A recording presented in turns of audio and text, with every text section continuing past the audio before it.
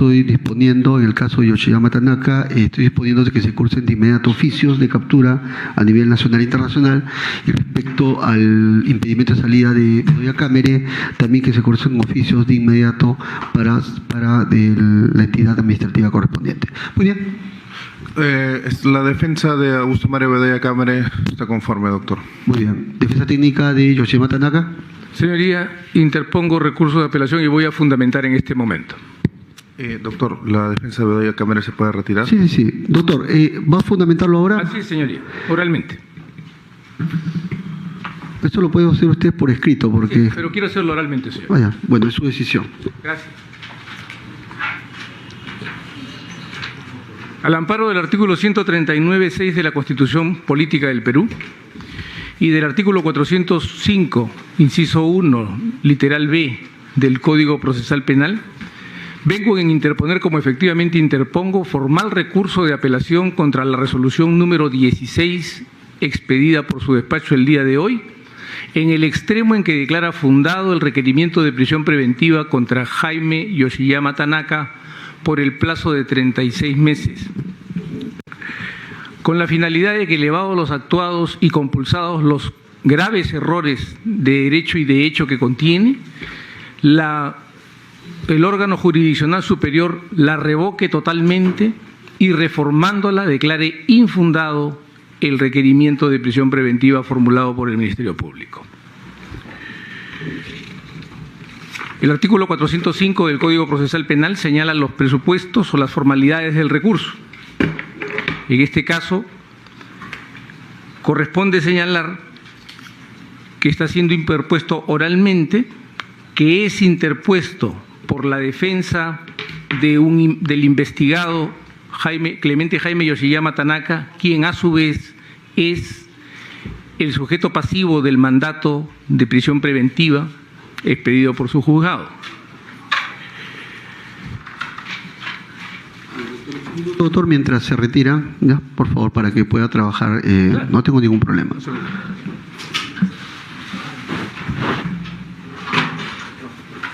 Sí, el jefe de seguridad le va a indicar ya. Muchas gracias. El jefe de seguridad es el que tiene que...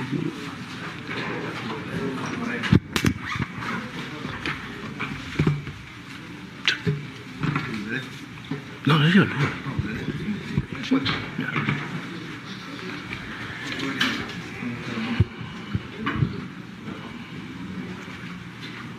Prosiga, por favor, doctor.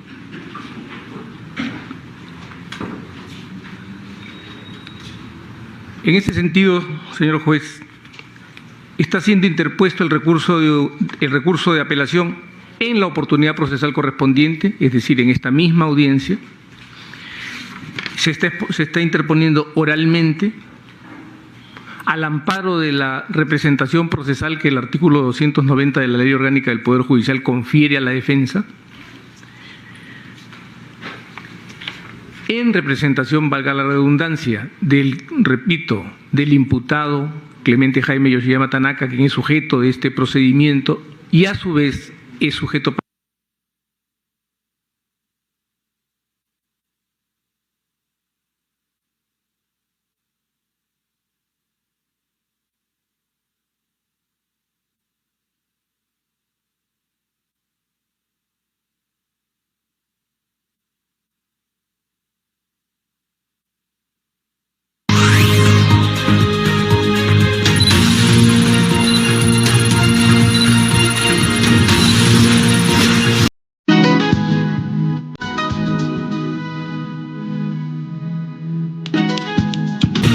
corporativa especializada en lavado de activos y pérdida de dominio. Y así como también se dirige contra los fundamentos expuestos para dar sustancia a la decisión.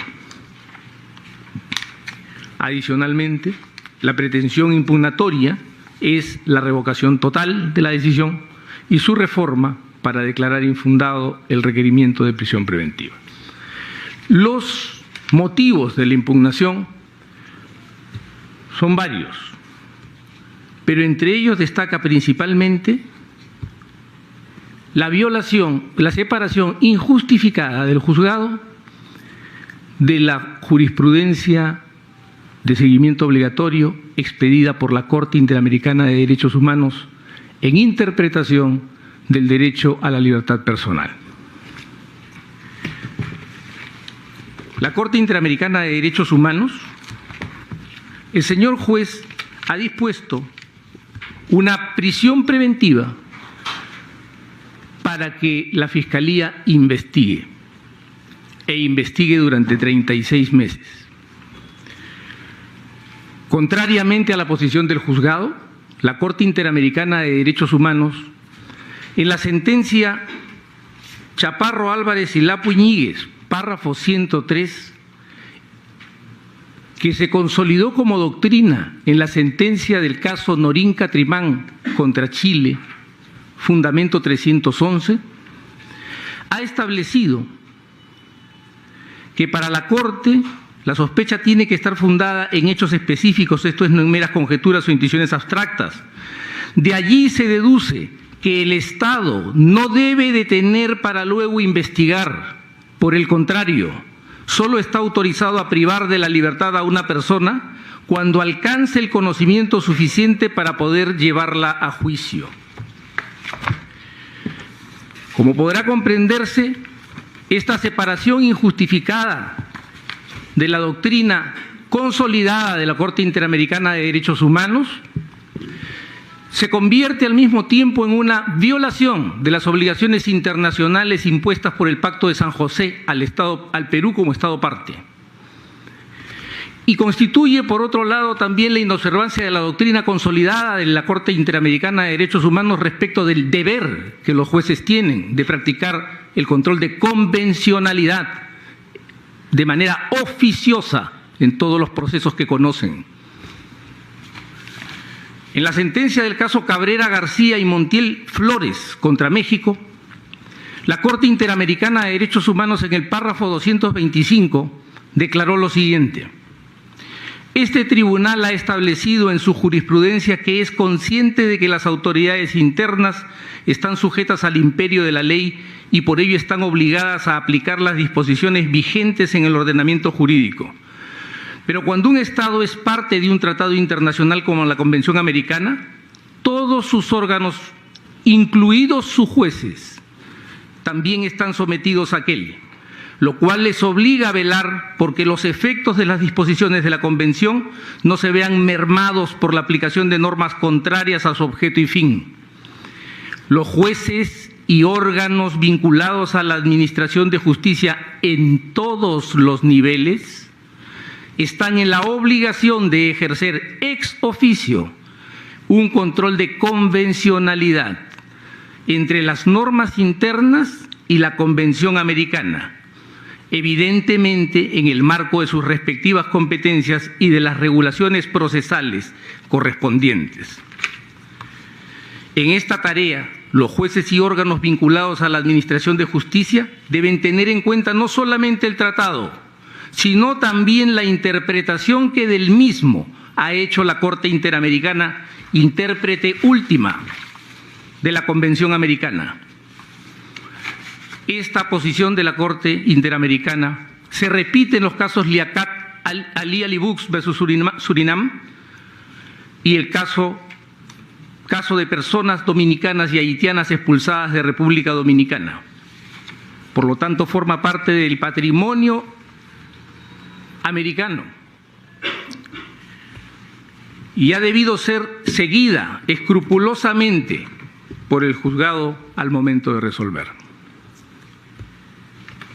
Esta separación injustificada, por otro lado, señoría, contradice la propia posición de uno de los órganos de control de la Comisión, que como es la Comisión Interamericana de Derechos Humanos, la cual en su informe sobre el uso de la prisión preventiva en América estableció las condiciones básicas, en su fundamento 21, las condiciones básicas para dar paso a un mandamiento de prisión preventiva. Este gravísimo error de derecho, que supone al mismo tiempo la inobservancia del deber de la obligación de adecuación de las normas internas a las exigencias y disposiciones de la Convención Americana de Derechos Humanos, ha de ser valorado por el órgano jurisdiccional superior, el cual, siguiendo la obligación que a todo Estado parte tiene, habrá de enmendar la decisión. Por otro lado, se ha incurrido en una separación injustificada de la doctrina consolidada del Tribunal Constitucional respecto de la valoración de los elementos de convicción en un procedimiento de prisión preventiva.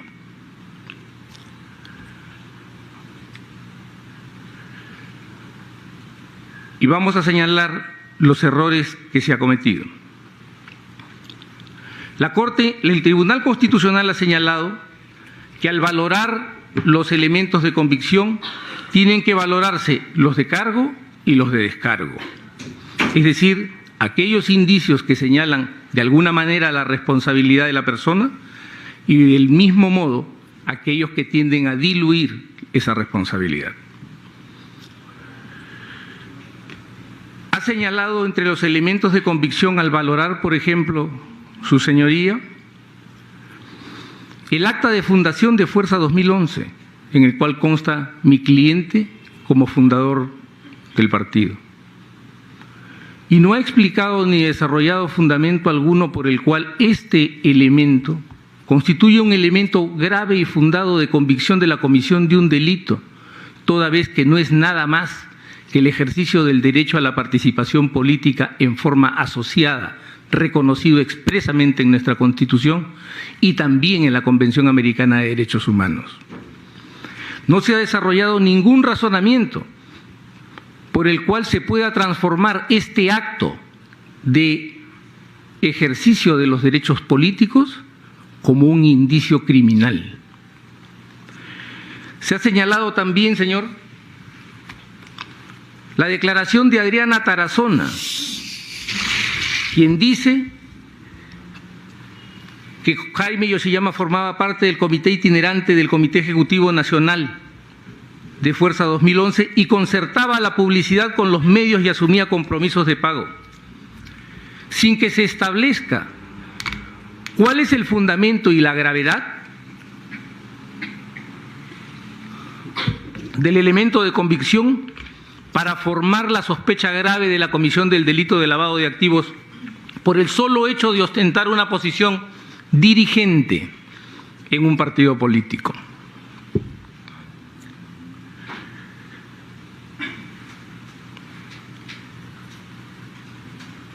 Violando la regla de la exigencia de corroboración de los dichos de un testigo protegido, exigidos por el artículo 158.2 como categoría análoga a los enumerados por dicha disposición procesal, se ha valorado y dado como un hecho que existía una cúpula partidaria por el simple dicho del testigo protegido. Y como elementos de corroboración se han presentado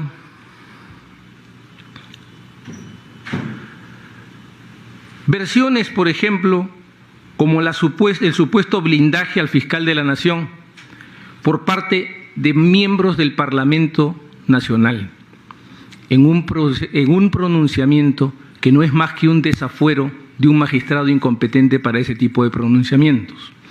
En la medida en que los parlamentarios no son sujetos de reproche ni pueden ser responsables por sus actos, por sus expresiones, opiniones y votos. Es importante subrayar en este extremo que la actuación de los miembros de los poderes públicos está premunida de una presunción de constitucionalidad, de legalidad y de licitud. Y que estas presunciones, que son fuertes, no pueden ser derrotadas con un simple razonamiento en el curso de un procedimiento cautelar.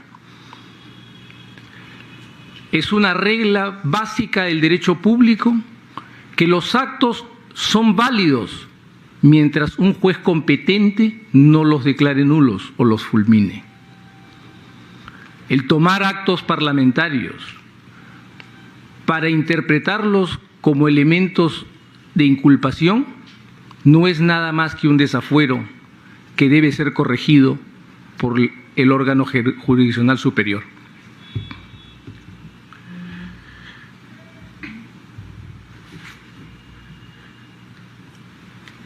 Se ha tomado también, en este caso, entre los elementos graves y fundados de convicción, una supuesta campaña de desprestigio contra el fiscal a cargo de la investigación,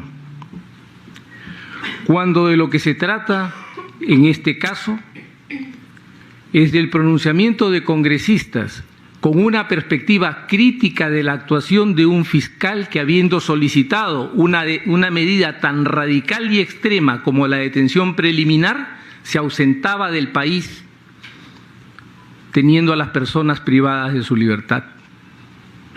Este reclamo, legítimo per se, más aún si se encontraba vinculado a la persecución a la líder de su partido y a sus copartidarios, no constituye ni puede ser interpretado, como erróneamente se ha hecho, como un acto de obstaculización, porque no se ha podido establecer en el razonamiento judicial qué medida, qué acto de investigación o qué decisión fiscal se vio interrumpida por esa actuación.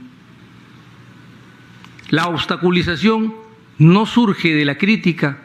La obstaculización surge de actos directos llevados a convertir en inanes los actos de investigación que lleva adelante el órgano titular de la acción penal.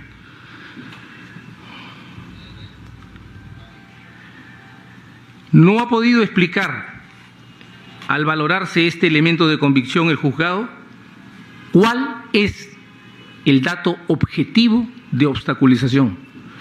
¿Qué actuación fiscal se ha visto interrumpida? ¿Qué disposición fiscal neutralizada? ¿Cómo es que se detuvo el procedimiento de investigación por estos actos? Que es, en puridad, lo que significa obstaculización procesal.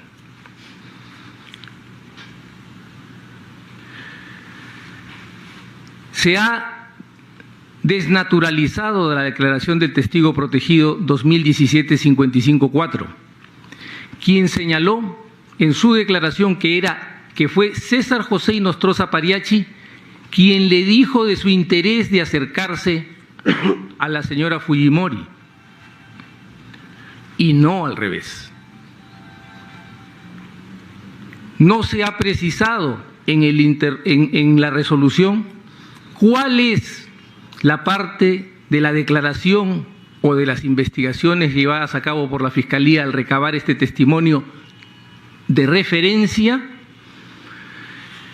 que ha podido dar datos objetivos acerca del momento, el lugar y las personas de quienes se obtuvo la declaración para poder llamarlas a declarar y que puedan corroborar o desmentir la versión del testigo protegido. Exigencia que consta expresamente en el Código Procesal Penal cuando se trata de testimonios de referencia.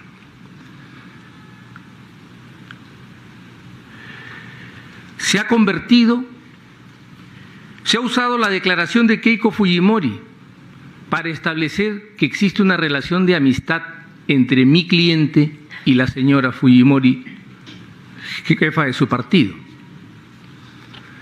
Pero no ha desarrollado el juzgado ningún razonamiento para establecer cómo así es que una relación de amistad se convierte en un elemento de convicción fuerte, grave y fundado de la comisión de un delito o de la participación en una organización criminal.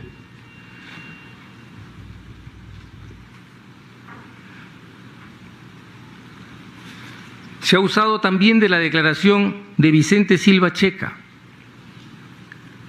para señalar que el solo hecho de haberse reunido con Jaime Yoshiyama Tanaka constituye un grave y fundado elemento de convicción de la comisión de los delitos que se imputan, sin explicar ni dar la más mínima razón de cómo así es que el solo hecho de que se haya producido una reunión entre mi cliente y el señor Silva Checa puede ser indicador grave y fundado de que se haya cometido el delito de lavado de activos en organización criminal.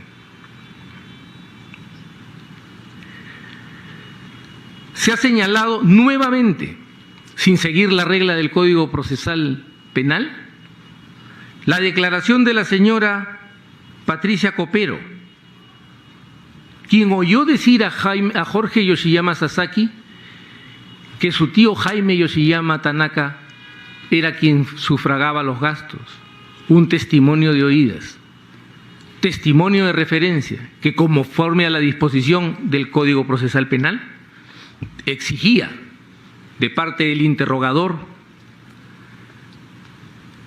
el requerirle a la persona la información del tiempo, lugar, todas las circunstancias de tiempo y lugar que fueran necesarias para corroborar su versión, e inclusive el nombre de la persona que le otorgó esa información. Se ha usado también como elemento grave y fundado de convicción una ayuda a memoria elaborada por mi cliente para asistir a declarar ante la Fiscalía en la carpeta 80. Y se ha querido convertir también el hecho de que una persona investigada tenga información que es su derecho sobre un procedimiento de investigación que se sigue en su contra, en un elemento grave y fundado de la comisión de un delito tan grave como el lavado de activos en organización criminal. El juzgado no ha desarrollado ningún razonamiento respecto del derecho que reconoce la Convención Americana de Derechos Humanos a toda persona, particularmente a los imputados, a contar con el tiempo y los medios adecuados para la preparación de su defensa. Y cómo así es que el ejercicio de ese derecho puede ser entendido como un elemento grave y fundado de la comisión de un delito. En opinión del juzgado, porque así lo expresó, todos estos elementos de convicción acreditaban los 5 elementos de las organizaciones criminales: pluralidad de personas, permanencia, teleología, estructura y función.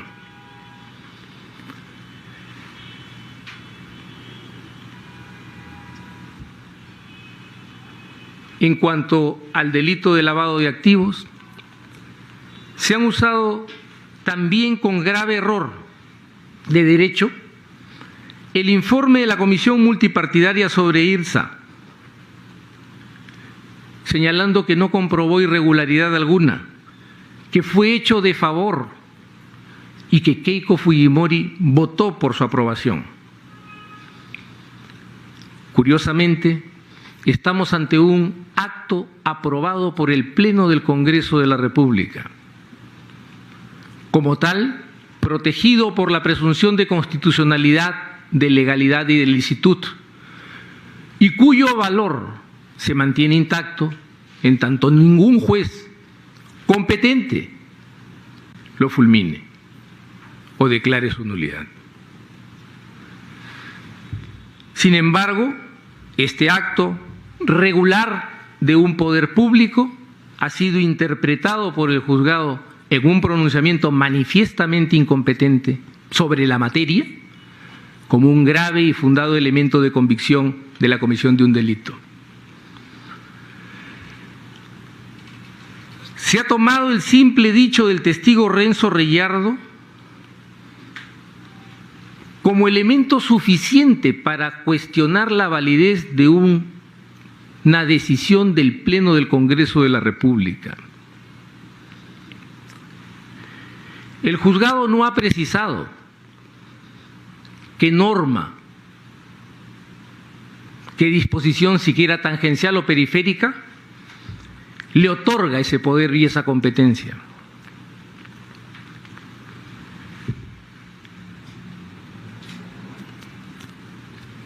Sin embargo, ha declarado la irregularidad de un acto aprobado por el Congreso de la República y lo ha hecho en un procedimiento cautelar.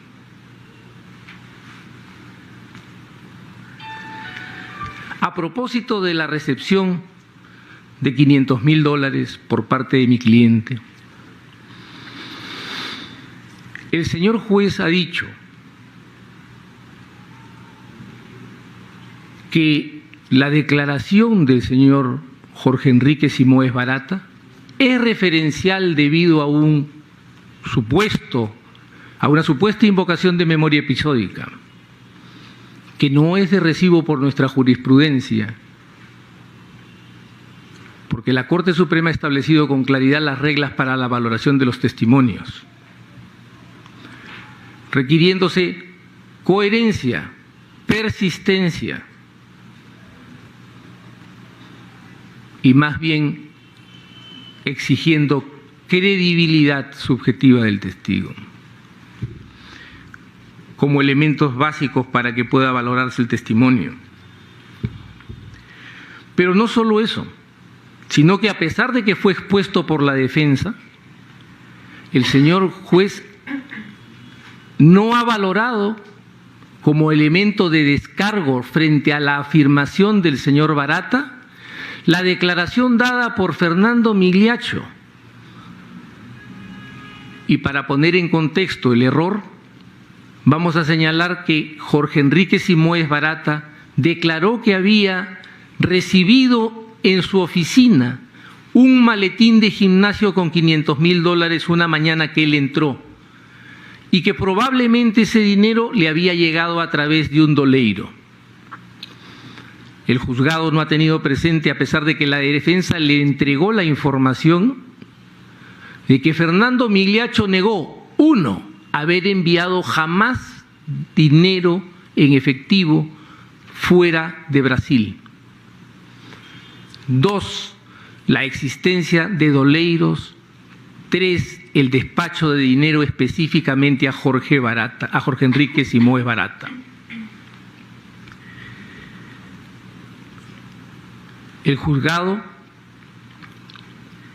respecto de esta misma entrega, la ha entendido corroborada por una llamada del mes de junio que no duró ni más de 1 minuto y medio.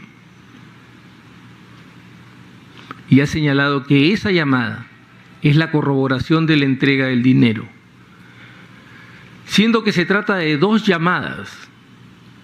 Después dijo, en manifiesta incongruencia narrativa, que era la segunda llamada para coordinar la segunda entrega de dinero, cuando esta segunda llamada se había producido en diciembre del año 2010 y según el propio pronunciamiento del juzgado, la entrega del dinero de la segunda remesa se organizó y realizó después en el ámbito de la segunda vuelta y entre los meses de abril y mayo. No ha podido explicar el juez ni dar ninguna razón válida para entender cómo así es que se podía valorar la llamada de diciembre como la coordinación de una entrega de dinero para una segunda vuelta que todavía no había sido convocada y que según el propio juzgado se realizó en abril y mayo. Ha ignorado también el juzgado, como prueba de descargos ofrecida por la defensa, que no hay un solo mail del 27 de abril de 2011, sino que hay 2 emails del 27 de abril del 2011. Y la defensa trajo aquí esa información publicada en los medios de comunicación y no refutada por el Ministerio Público, el cual se limitó a señalar que no había tenido tiempo de incorporar a la carpeta porque tenía que solicitar la cooperación judicial de Brasil, porque la información había sido recabada en otra carpeta. No habiéndose cuestionado la existencia de la información que proporcionó la defensa y existiendo 2 emails del mismo día separados por casi 2 horas uno de otro, hay que recordar que el siguiente mail del 27 de abril de 2011 es el famoso email Campaña Nacional 3 que, según la versión de Barata, sucedió a la conversación tripartita entre él, Luis Antonio Mameri y Marcelo Bahía Odebrecht, en la cual Marcelo Bahía Odebrecht lo autorizó, que es importante subrayar esta diferencia, dado que con repetida insistencia el juzgado ha hablado de una orden de Marcelo Bahía Odebrecht, lo autorizó a hacer un supuesto incremento en el aporte que había hecho. Y no ha reparado también el juzgado en que ese email recibió una aprobación por parte de Luis Antonio Mameri en otro email del 10 de mayo. No ha evadido, por lo tanto, el juzgado esta información con la finalidad de no tener que explicar cómo es que sí la decisión de Marcelo Odebrecht de autorizar esto requería la aprobación de Luis Antonio Mameri con un email y esta autorización se dio el 10 de mayo, ¿cómo es posible que los fondos relativos al primer email del 27 de abril tuvieran que ver con esa misma autorización que no se había dado? La falta de valoración de estas graves contradicciones ha sesgado el razonamiento del juzgado, el razonamiento probatorio del juzgado, al poner de lado información relevante entregada por la defensa en descargo de su cliente. Ha señalado y se ha producido con esto un grave error de derecho, porque así el juez se ha separado de la jurisprudencia del Tribunal Constitucional, que el juzgado conoce perfectamente, en el caso Ollanta Humala Nadine Heredia. Sentencia en la cual se estableció el deber del juez de valorar los elementos de cargo y de descargo plenamente cuando se haga la evaluación de los graves y fundados elementos de convicción que acreditan la comisión de un delito. Se ha dicho, además, se ha descartado la objeción que la defensa planteó respecto del acuerdo firmado por Odebrecht con las autoridades norteamericanas, sin reparar que el acuerdo contiene una exigencia de plenitud en la revelación y una cláusula de resolución en caso de que se encuentre la existencia de información incompleta, para valorar que con declaraciones formales y solemnes ante una potencia extranjera, Odebrecht reconoció sus actos criminales en el Perú, reduciéndolos a la comisión de cohechos por $29 millones en 2 casos específicos, IRSA Norte y el tren eléctrico, línea 1.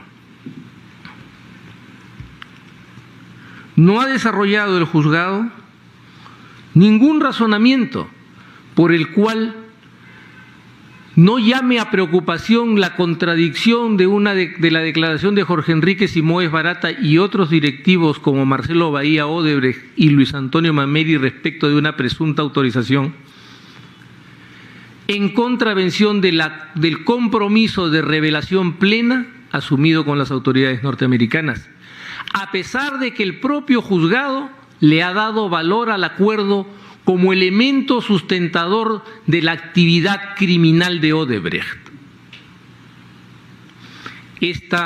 Este sesgo de tomar el mismo medio de prueba como elemento de cargo y desestimarlo como elemento de descargo no tiene explicación. Se ha señalado también que corrobora la versión de Jorge Enrique Simoes Barata las declaraciones de Luis Antonio Mameri, de Marcelo Bahía Odebrecht y de Fernando Migliaccio. En los tres casos, solo una enorme laxitud en la interpretación de la prueba puede llevar a creer que aquí se ha corroborado la entrega del dinero por parte de estos tres testigos. El señor Marcelo Bahía Odebrecht en su declaración fue absolutamente claro en señalar que no sabía si se había ejecutado su autorización. El señor Luis Antonio Mameri fue también igualmente claro en señalar en su declaración que no le constaba que se hubiera cumplido con su autorización. Y el señor Fernando Migliaccio no solo no corroboró que se haya enviado dinero en efectivo a Jorge Enrique Simoes Barata, sino que lo negó enfáticamente, declarándolo como una orden expresa de Marcelo Bahía Odebrecht que no se remitiera dinero en efectivo fuera de Brasil.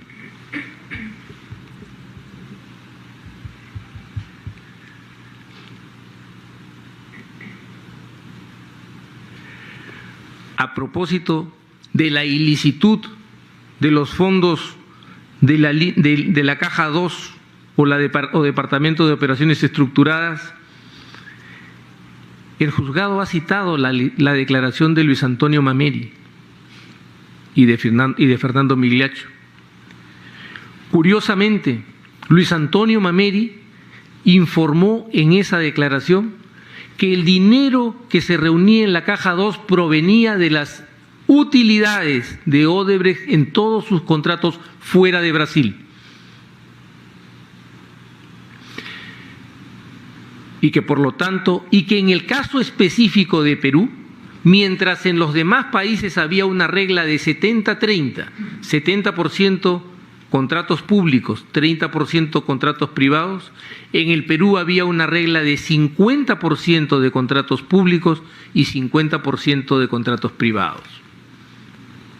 No pudiendo establecerse a cuál de las dos fuentes, en el caso del Perú, de cuál de las dos fuentes provenía el aporte para el Departamento de Operaciones Estructuradas, produciéndose una grave confusión en el juzgado entre lo que es origen ilícito del dinero y la finalidad ilícita del dinero.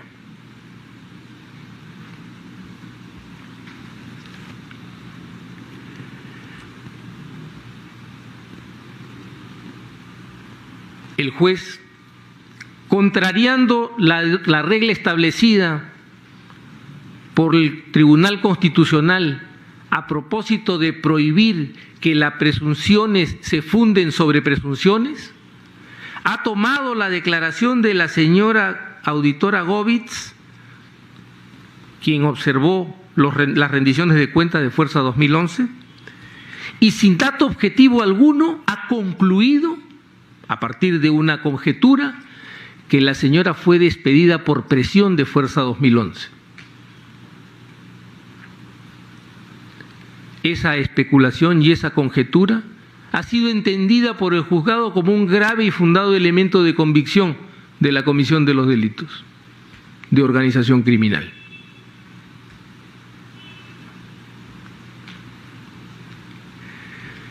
El juzgado, en su resolución, ha señalado que el congresista Rolando Reátegui participó en el tracto de los aportes simulados. Pero paradójicamente, en este mismo procedimiento donde tomó conocimiento de la participación de un congresista o miembro del Congreso de la República en la eventual comisión de un acto investigado como delito de lavado de activos, es decir, un delito común, no dispuso el inicio del procedimiento previsto en el artículo 453.2 del nuevo Código Procesal Penal, lo que conduce a concluir que entonces el juzgado no tiene convicción sobre tal participación, porque de haberla tenido, habría dispuesto el trámite para el procesamiento del congresista conforme a la ley y la Constitución.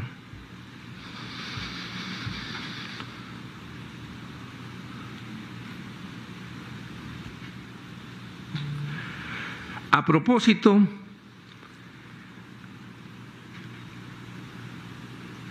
del origen del dinero que el señor Reategui empleó para que se dieran aportes simulados en San Martín, el juzgado ha dado por cierta la versión del testigo protegido 2017-55-3 sin ningún dato de corroboración. No hay nada que corrobore la entrega del dinero. Solo la palabra del testigo protegido 3, violándose nuevamente la regla del artículo 158.2 del Código Procesal Penal.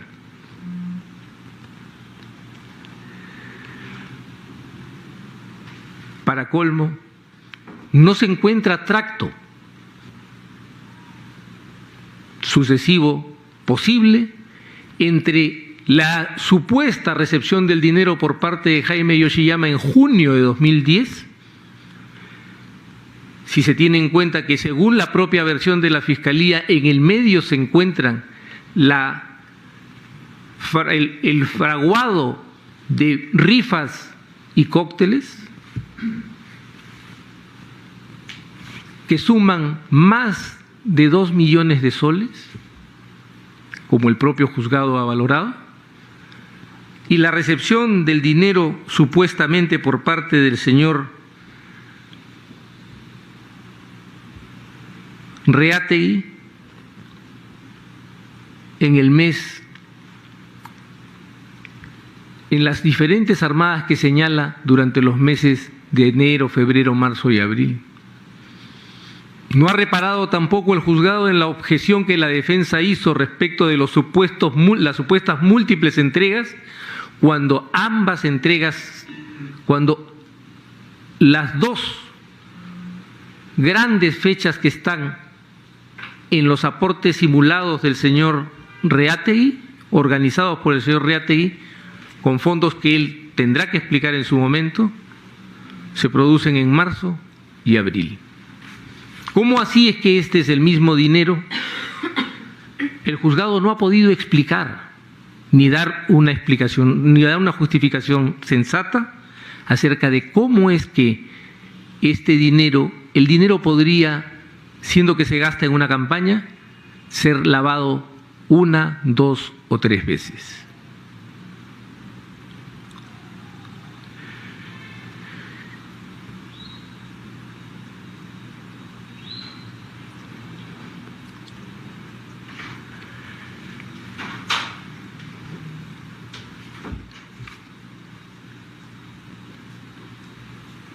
En cuanto al peligro procesal, todos estos errores de hecho y de derecho cometidos en la valoración de los elementos de convicción presentados por el Ministerio Público han llevado a la conclusión errónea de que es posible practicar una prognosis de pena razonable en el caso cuando en la práctica no concurren ni graves ni fundados elementos de convicción, lo que constituye un error adicional en la resolución. Pero respecto del peligro procesal, la decisión del juzgado es mucho más que inexplicable. Está probado en autos que mi cliente ha sido intervenido del ojo derecho. Está probado en autos que ha tenido no una, sino varias citas de seguimiento postoperatorio. Y que en ese marco ha sido citado nuevamente a una nueva revisión postoperatoria para el 4 de diciembre. Y pese a la justificación, el juzgado ha querido tomar la palabra seguimiento como si fuera una cosa aislada, separándola de que es seguimiento de una operación quirúrgica. al ojo derecho en una persona de más de 73 años, de 74 años de edad. Y ha usado ese dato para construir con eso un peligro de fuga. Y ha creado además una nueva categoría, sorprendente porque para la solicitud o requerimiento de prisión preventiva se requiere que concurran los 3 elementos simultáneamente: graves y fundados elementos de convicción de la comisión de un delito que vinculen a la persona investigada, una pena superior a 4 años y un peligro procesal de fuga o de obstaculización, que en ambos casos fueron argumentados por el Ministerio Público como existentes, pero que el juzgado ha declarado sobrevenido. Lo que lleva a la conclusión que, analizando el requerimiento, al momento que se planteó, no existía peligro de fuga, y que se ha creado artificiosamente el peligro de fuga por la malversación de la palabra seguimiento, separándola de la condición de seguimiento postoperatorio o de seguimiento a una operación quirúrgica. Este sesgo obviamente ha redundado negativamente en la esfera de derechos de mi cliente.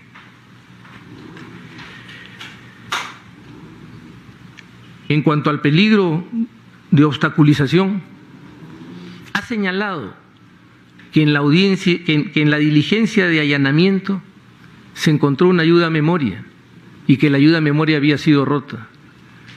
Pero lo que no ha señalado el juzgado es qué trascendencia tenía con el caso.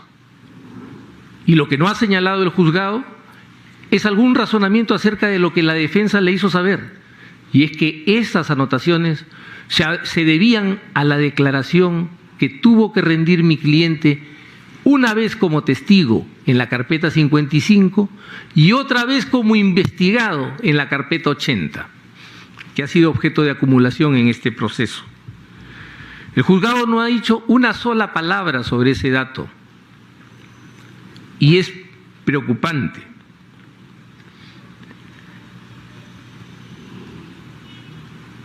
Porque siendo investigado en la carpeta 80, ¿cómo podría ser reprochable que mi cliente tenga información sobre la investigación que se le sigue? Más aún si, como se ha comprobado por la acumulación todo el tiempo negada por la Fiscalía en supuesta inexistencia de conexión entre un caso y otro, hoy comprobada por la acumulación que se ha dictado, si se trataba de los mismos hechos. Se ha presentado como grave y fundado elemento de convicción que una persona tenga una tarjeta de presentación de un directivo de una empresa, estableciendo el peligroso precedente de que cualquier persona que tenga la tarjeta de presentación de otra que luego se ve envuelta en problemas, cuenta consigo con un grave y fundado elemento de convicción que pone en peligro su libertad. El juzgado no ha podido dar un fundamento razonable y explícito de por qué la tenencia de una simple tarjeta de presentación constituye un grave y fundado elemento de convicción de la comisión de un delito. El juzgado ha valorado como peligro de obstaculización el que se encontrara en el vehículo de la cuñada de mi cliente una CPU.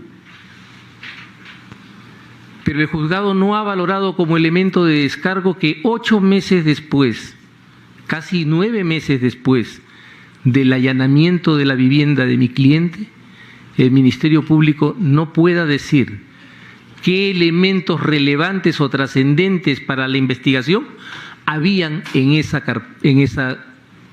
CPU. El juzgado no ha podido desarrollar ningún razonamiento alrededor de eso, porque si esta pieza era crucial para la investigación y se estaba obstaculizando la acción de la justicia, ¿cómo es posible que 9 meses después nadie sepa qué contenía la CPU? Tal era la urgencia, tal era la desesperación por obtener el material, que 9 meses después, 270 días después, nadie puede saber si había allí algo relevante o trascendente para la investigación. Ha señalado además el juzgado como elemento de peligro de obstaculización e inclusive como elemento que vincula la comisión del delito de lavado de activos, que mi cliente tuviera contratos de mutuo con su hijo para el año 2017, y ha señalado que es una práctica constante de quienes lavan activos el hacer este tipo de contratos, sin señalar qué relación puede haber entre un contrato del año 2017 y el supuesto lavado de activos que se agotó en el año 2011. ¿Y cómo así es que en algún supuesto o en alguna hipótesis del Ministerio Público mi cliente tiene que explicar recursos en este momento? O el lavado de dinero en este momento sobre fondos que cuya existencia no pudiera explicar lícitamente.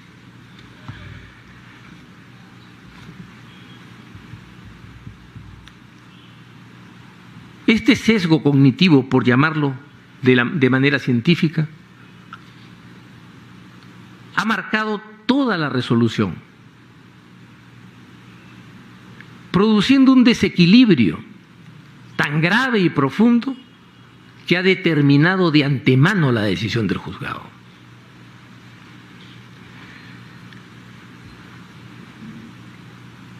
Y en el juicio de proporcionalidad, al practicar el examen de necesidad, el juzgado planteó un razonamiento que es preocupante. Dijo que el arresto domiciliario no podría ser útil porque Jaime Yoshiyama Tanaka está en el extranjero. Si eso fuese cierto, ¿cómo podría ser útil la prisión preventiva si también Jaime Yoshiyama está en el extranjero? Este sencillo análisis lógico lleva a percibir que hay y ha habido una manifiesta proclividad del juzgado por dictar la medida. Y en la duración, nuevamente hemos encontrado la grave contradicción del juzgado al señalar que el plazo de la medida alcanzará hasta el juicio oral, cuando la sola disposición de investigación y de continuación y formalización de la investigación preparatoria señala que el plazo de la investigación es de 36 meses, es decir, a duras penas alcanzaría para la investigación.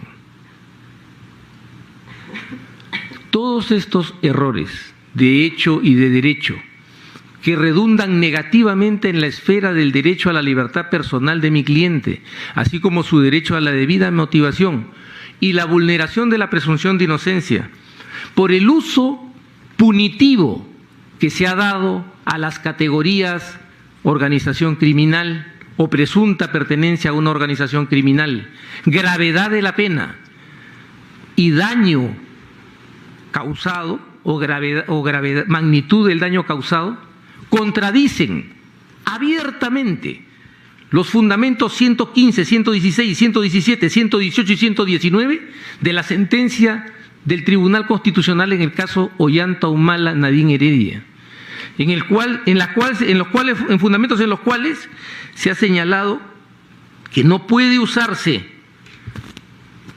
estos factores como factores punitivos para justificar una prisión preventiva, porque se desvanecería la diferencia entre un mandato cautelar y una sentencia condenatoria. A la luz de todos los errores que la defensa ha señalado, separación injustificada de la doctrina consolidada de la Corte Interamericana de Derechos Humanos respecto de la imposibilidad jurídica de que los estados detengan para investigar cuando solo pueden detener para llevar a juicio a las personas. La separación injustificada de la doctrina del Tribunal Constitucional expuesta en la sentencia Ollanta Humala Nadine Heredia, que no creó un nuevo estándar como erróneamente se ha dicho en las resoluciones anteriores, porque lo único que hizo fue ratificar la tesis del caso Juliana Yamoja y Lares, en el sentido de que para la privación de la libertad se requiere una motivación cualificada, y precisó los contornos de esta cualificación de la motivación. Todo este conjunto de violaciones tendrá que ser valorado y ha redundado en el agravio al derecho a la libertad personal, a la debida motivación, al debido proceso y a la presunción de inocencia de mi cliente Clemente Jaime Yoshiyama Tanaka. Y por estos fundamentos concluyo renovando mi pretensión impugnatoria, en el sentido de que concedido el recurso de apelación y elevados los actuados al superior jerárquico, luego de compulsar los graves errores señalados, revoque totalmente la decisión y declare infundado el requerimiento de prisión preventiva. Ruego conceder el recurso interpuesto. Muy bien, vamos a tener por interpuesto, la calificación se va a hacer por gabinete. ¿Algo más que decir para cerrar, doctora? ¿Doctores? Muy bien, les agradezco.